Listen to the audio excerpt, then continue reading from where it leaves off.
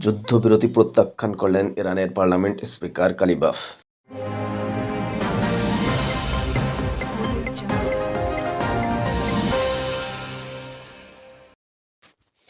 ইরানের parliament speaker Mohammad বাঘের Qalibaf যুদ্ধবিরতির প্রস্তাব সরাসরি প্রত্যাখ্যান করেছেন এবং আগ্রাসনের বিরুদ্ধে শক্ত জবাব দেওয়ার ঘোষণা দিয়েছেন।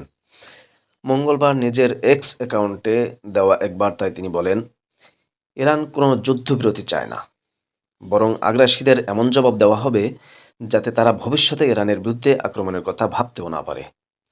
তিনি আরও বলেন, ইসরায়েলি সরকার তাদের আধিপত্য বজায় রাখতে যুদ্ধ, আলোচনা, যুদ্ধবিরতি এবং আবার যুদ্ধ এই চক্রকে ব্যবহার করে থাকে। তবে ইরান এই চক্র ভেঙে দেবে বলেও মন্তব্য করেন তিনি। তাসনিম নিউজ এজেন্সির প্রতিবেদনে বলা হয়েছে, গত ২৮ ফেব্রুয়ারি ইসলামী বিপ্লবের নেতা আলী খামেনি হত্যাকাণ্ডের পর যুক্তরাষ্ট্র, ইসরায়েল ইরানের বিরুদ্ধে বড় ধরনের সামরিক অভিযান শুরু করে। ওই হামলায় ইরানের বেশ কয়েকজন জ্যেষ্ঠ সামরিক কর্মকর্তা এবং বেসামরিক নাগরিক নিহত হন।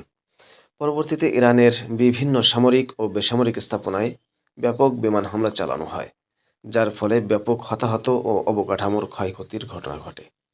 এর জবাবে ইরানের সশস্ত্র বাহিনী পাল্টা অভিযান চালিয়ে অধিকৃত অঞ্চল এবং মধ্যপ্রাচ্যের বিভিন্ন মার্কিন ও ইসরায়েলি ঘাঁটিতে ক্ষেপণাস্ত্র ও ড্রোন হামলা চালিয়েছে বলে জানানো হয়েছে।